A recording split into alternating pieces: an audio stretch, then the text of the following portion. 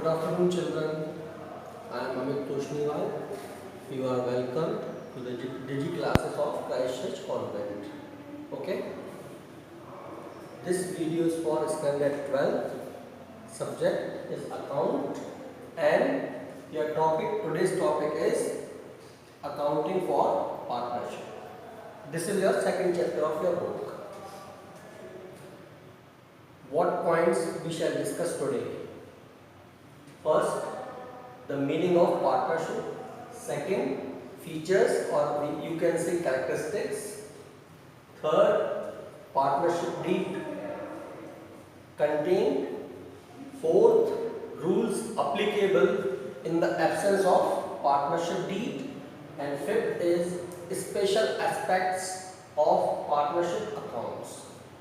Okay, so let us start. Partnership. You studied about sole trade in 11th. In sole trade, only single person, single proprietor, single owner does the business. But it has got its own limitations like limited capital, insufficient knowledge, no hands, technical issues, and many more. So due to all these limitations, partnership came into existence. Partnership means bonding of two, minimum two. Maximum, about it there is no description anywhere that maximum number of partners, how many. But according to section 4 of Partnership Act 1932, the maximum number of partners may be 50. If it crosses 50, then it can be turned up into a limited company. Okay. However, there is no boundation of partners. Minimum 2. So partnership is the bonding of 2. According to section 4 of Partnership Act 1932, definition of partnership is the relation between persons who have agreed to share profit of a business carried by one or all. Carried by one or all. It means if there are more than 2 partners, so out of those partners, anyone can run business and others can be only nominal partners. They are not taking directly participation to carry the business. They are investing their capitals, but they are not acting or taking active part in business to run or for the functioning of business. Okay, so anyone or all the partners can run the business, can take participation. So it's a relationship between at least 2, maximum 50, who are bonded. They have agreed to share the profit of business.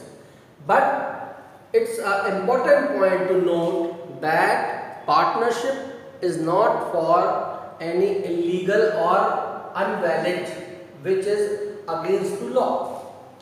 यदि वो law के against में है, like smuggling, holdering, okay, so all these partnerships are not considered as partnership as per the law. Now, features of partnership. On the basis of definition of partnership, we can conclude some features or characteristics. First, it is based on agreement. We can say that is contract. That may be verbal or written. Verbal means oral. They have talked and started the business, or else it can be a written document. So they must be bounded by an agreement or contract. Second, minimum and maximum numbers. As I I told you, minimum number 2, maximum 50. Membership. Only one individual can be a partner of a firm. Not any association or any committee or company can be a partner. An individual can be a partner, not a committee or association or organization. Fourth is agent or principal. A partner is an agent as well as principal of its firm. Capital. It is not required that every partner has to invest capital. Some partners can be partner of a firm without investing capital. It means they are taking participation without investing capital. So they are called nominal partners. Nominal partners. When they are not investing any capital, they are nominal partners. Unlimited liability. Each partner is bounded to pay debts or loan or liability of the firm by their own means personal or private property too. It means in case the firm is dissolved or partnership is dissolved, then if they have to make payments in market, then their personal property, their personal assets can be taken over by law. Carrying of business, they have to carry a business to share the profit and loss. Okay, so on the definition, on the basis of definition of partnership, we can conclude its characteristics. Got my point? Now, third is partnership contained. So about which? Partnership contained. It includes three contents. First is general content, second is financial content, and third is related to rights and duties of partners. Okay? In general content, what comes first? The name of firm and its place. Second thing is rights of partners and duties. Third is nature and scope of business. Nature means in what field, in what sector the firm will work, and scope means what will be its area of working, means states or districts, talukas, etc. Okay. Fourth, entry and exit of partners. It means on what conditions a new partner may take admission into the firm, or when a partner can leave the firm. Fifth is dissolution. Dissolution is based on term. Partnership may be everlasting. If it is not written, it can continue until and unless there is no dispute arises, or else it can be on the basis of terms. Term means tenure. For how many years that partnership will be valid. It happens especially in the case of construction field, where the construction work is over. Three or more than three parties are working together. One is taking the responsibility of investing capital, other is taking responsibility of bringing all the machineries, and third is taking responsibility of to arrange human resources. So these three individuals are bonding together, forming a firm to construct a bridge or road. After completion of that project, the partnership is automatically dissolved. Work is over, partnership is over. So that is called term. If there is no mention about term or tenure, it can be everlasting, and it's a going concern that will not end. So on the basis of term, this point comes dissolution. Dissolution of firm, under which conditions, under what circumstances a firm or partnership can be dissolved. Okay. Then next point is action against contravention of rules. If any partner is doing any anti-activity which is not acceptable by other partners, then what action, legal action will be taken by the firm or partnership. And last point is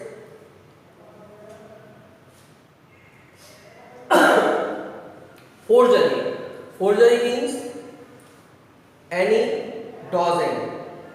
Being in firm, being in organization, being in partnership, he is doing any anti-firm activity. So that will be coming in forgery cases, in dosing cases. Okay. Then we will talk about financial content now.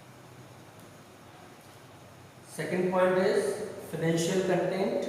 Financial content में first point है capital. It is pre-decided then how much capital will be invested by each partner. It may be in terms of cash or it may be in terms of kind. Okay, in both forms or in form of assets. Second है loan by partners. If any loan apart from capital, if any loan is given by the partner to the firm, then what treatment will be given to that loan by the firm to that particular partner. So that is already pre-mentioned in deed. Third, loan to partner by firm. Firm also can give loan to partner. So under which condition a partner can withdraw? Withdrawal will not be suitable but for it. Under which condition a partner may take loan from firm and what will be the rate of interest? Fourth is drawings by partner. At what times drawing will be done and in what form? In the form of cash or in the form of goods.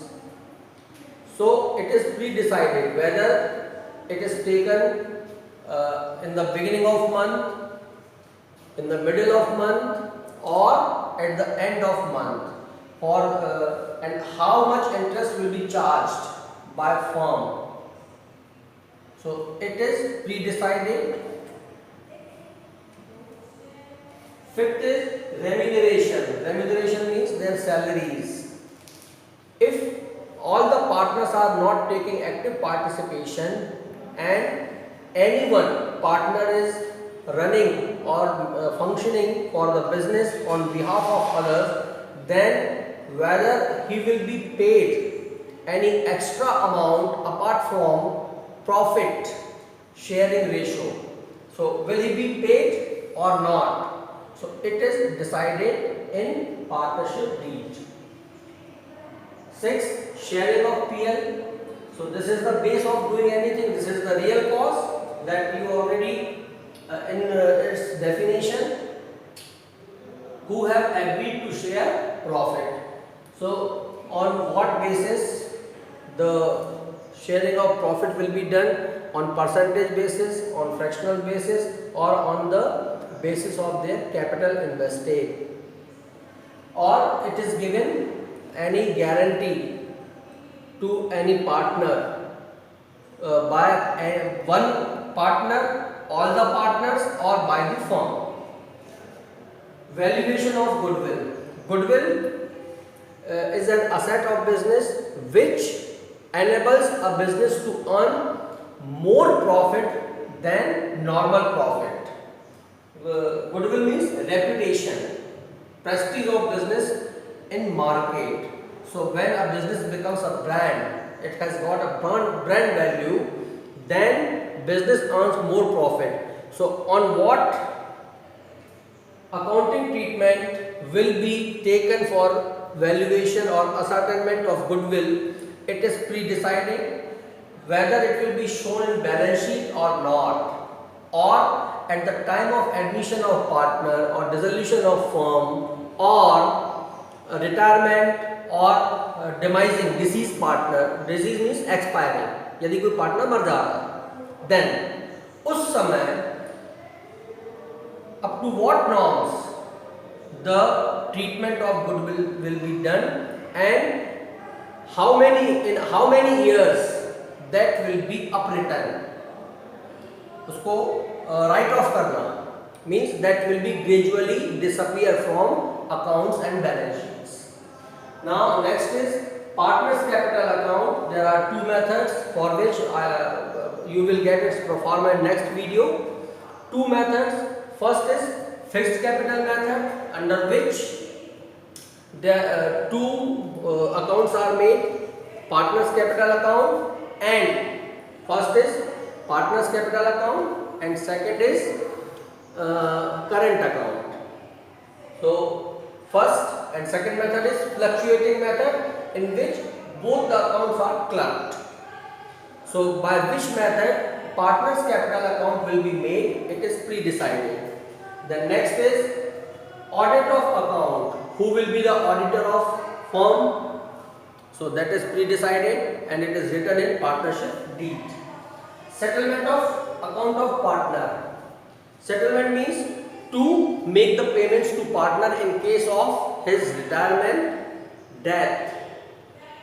In that case, what method will be used? Whether he will be paid in lump sum, in annuity form, or in the form of installment. So in today's video you have studied all these. So listen it carefully again and again, and in next video you will get formats of capital accounts. Okay, thank you.